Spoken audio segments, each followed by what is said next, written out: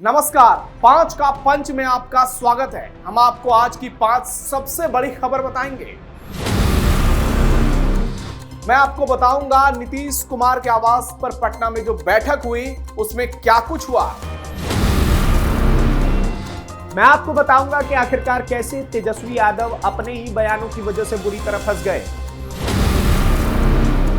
मैं आपको बताऊंगा कि किस तरीके से सरकार को खुला चैलेंज देने वाले अंचल अधिकारियों पर हुई सख्ती और विजय सिन्हा ने किस तरह की बड़ी कार्रवाई। आज मैं आपको बताऊंगी बिहार के मधेपुरा जिले से आई एक सनसनीखेज मामले के बारे में। मैं बताऊंगी आपको कैसे 15 साल के बिहार के लाल वैभव सूर्यवंशी ने आईपीएल में तहलका मचा दिया।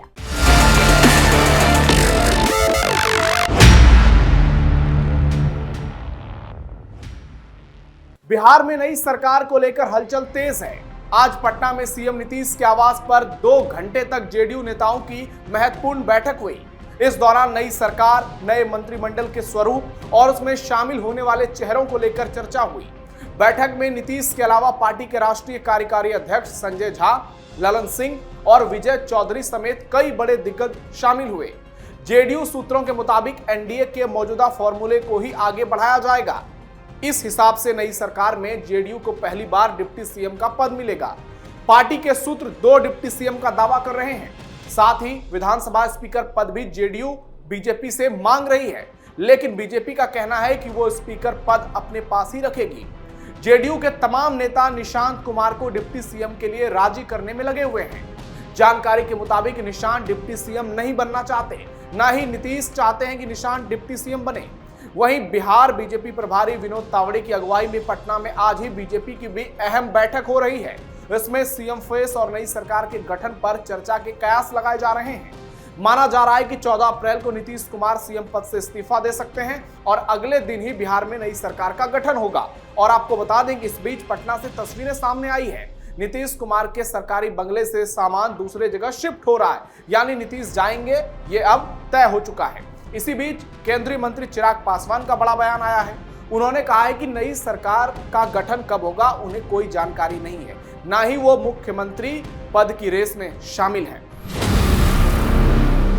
बिहार की राजनीति इस वक्त गरमाई हुई है और इसकी वजह बने हैं मुख्यमंत्री नीतीश कुमार, जिन्होंने हाल ही में राज्यसभा सदस्य के रूप में शपथ ली है। इस कदम के बाद जहां सियासी गलियारों में नई सरकार को लेकर चर्चाएं तेज हो गई है, वहीं विपक्ष ने भी इसे लेकर हमला बोल दिया है। नेता प्रतिपक्ष तेजस्वी यादव ने इस पर तंज कसते हुए कहा कि जिस तरह से इस खबर को पेश किया जा रहा है, उससे ऐसा लग रहा है कि जैसे कोई बहुत बड़ी उपलब्धि हासिल हो गई।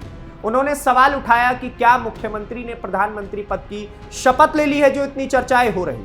तेजस्वी ने यह भी दावा किया कि नीतीश कुमार का यह फैसला अपनी मर्जी से नहीं बल्कि राजनीतिक दबाव में ले रहे हैं। लेकिन इस बयान के बाद सत्ताधारी पक्ष की तरफ से भी पलटवार करने में देर नहीं लगा।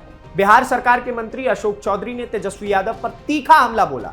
एयरपोर्ट पर मीडिया से बातचीत के दौरान उन्होंने कहा कि राज्यसभा जाना नीतीश कुमार का खुद का निर्णय है।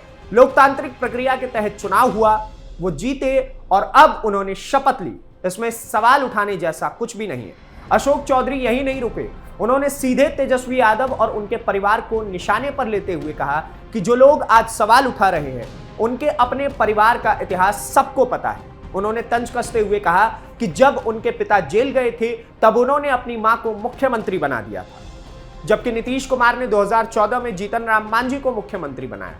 इतना ही नहीं, मंत्री अशोक चौधरी ने तेजस्वी यादव की सोच पर भी सवाल उठाते हुए कहा कि उनकी मानसिकता ही गलत है और जनता उन्हें पहले ही जवाब दे चुकी है। अब इस पूरे घटनाक्रम के बाद बिहार की राजनीति में हलचल और ज्यादा तेज हो गई है। नीतीश कुमार के राज्यसभा जाने के बाद सबसे बड़ा सवाल यही उठ रहा है कि राज्य में अगला मुख्यमंत्री आखिरकार कौन होगा।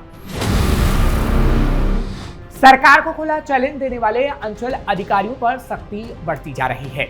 हड़ताल पर गए अंचलाधिकारियों में 3 सीओ को सरकार ने सस्पेंड कर दिया है। इसमें 2 महिला अंचल अधिकारी हैं। राजस्व और भूमि सुधार विभाग ने 10 अप्रैल को ही यह आदेश जारी कर दिया था। जिन अंचल अधिकारियों को सस्पेंड किया गया है उन पर गंभीर आरोप हैं। राजस्व और भूमि सुधार विभाग ने बताया कि इन तीनों अंचल अधिकारियों ने मुख्यमंत्री की समृद्ध यात्रा में व्यवधान पैदा किया उप मुख्यमंत्री सह विभागीय मंत्री के भूमि सुधार जन कल्याण संवाद कार्यक्रम में हिस्सा तक नहीं लिया। विभागीय मंत्री ने विशिष्ट कार्यक्रम का अनादर अवरोध पैदा किया। मार्च 2026 में महालेखाकार विभाग और विभाग ने स्पष्ट जिसमें आवेदन और साथ ही साथ आवंटन व्यय और उपयोगिता प्रमाण पत्र समर्पित नहीं किया गया, जिससे आदेश की अवहेलना की गई। राजस्व संग्रह के निर्धारित लक्ष्य से काफी कम रुपए का संग्रहण किया गया, जिससे राज्य के वित्तीय प्रबंधन में बाधा उत्पन्न हुई और इसलिए कार्रवाई की गई। उच्च न्यायालय के न्यायाधीश के आलोक में अतिक्रमण हटाने के आदेशों का अनुपालन नहीं किया गया और न्यायालय के आदेश की अवहेलना पाई गई है, जिसके बाद ये सख्ती देखने को मिली है। हालांकि इन आरोपों में अंचल अधिकारी राहुल कुमार, डॉक्टर हर्षा कोमल और डॉली कुमारी को तत्काल प्रभाव से निलंबित कर दिया गया है। निलंबन अवधि में तीनों सीओ का मुख्यालय पूर्णिया कमिश्नर ये निर्धारित किया गया। निलंबित के बाद राजस्व और भूमि सुधार विभाग विभागीय कार्रवाई भी चलाएगा। इसके लिए अलग से आदेश जारी किया जाएगा। हालांकि जिस तरीके से सीओ प्रोटेस्ट कर रहे हैं उसको लेकर सवाल तो उठ रहे हैं, लेकिन इस वक्त विजय सिन्हा की बड़ी कार्रवाई भी देखने को मिल रही है। मधेपुरा जिला में पुलिस ने एक बड़ी कार्रवाई करते हुए कथित देह व्यापार गिरोह का भंडाफोड़ किया। गुप्त सूचना के आधार पर पुलिस ने सिनेश्वर थाना क्षेत्र में छापेमारी की, जहां 18 झोपड़ियों में लंबे समय से अवैध गतिविधियां संचालित होने की बात सामने आई। पुलिस टीम ने योजना बनाकर तरीके से पूरे इलाके की घेराबंदी कर कार्रवाई शुरू की। छापेमारी के दौरान पुलिस ने 6 नाबालिग लड़कियों को मुक्त कराया, जिन्हें जबरन इस धंधे में धकेला जा रहा था। इसके अलावा कई महिलाओं को भी मौके से सुरक्षित बाहर निकाला गया है।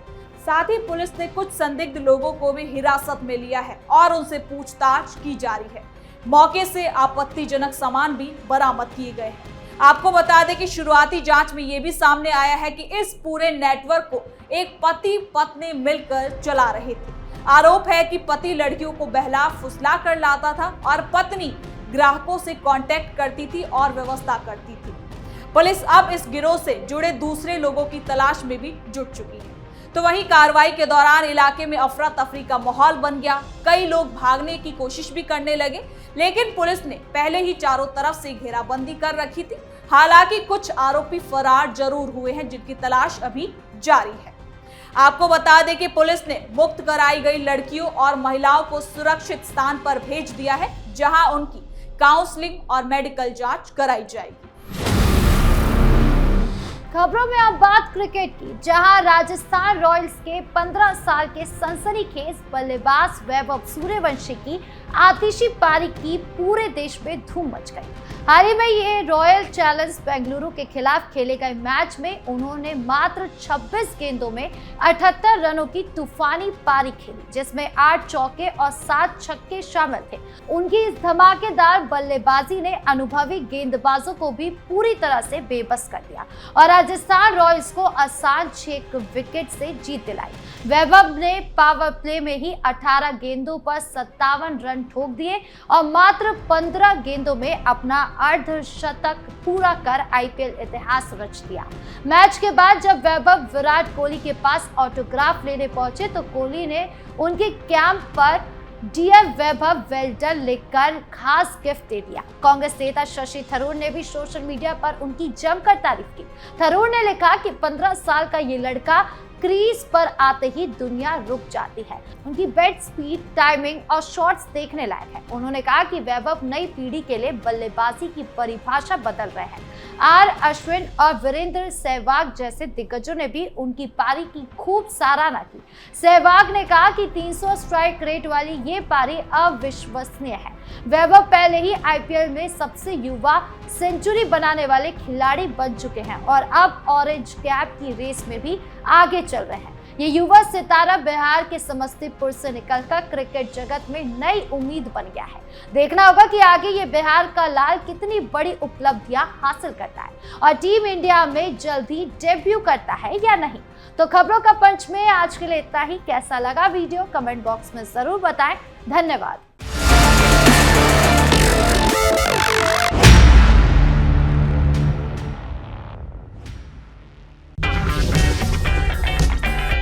अगर आपको हमारा वीडियो पसंद आया हो तो इसे लाइक करें, हमारे चैनल को सब्सक्राइब करें और हाँ, बेल आइकन दबाना ना भूलें।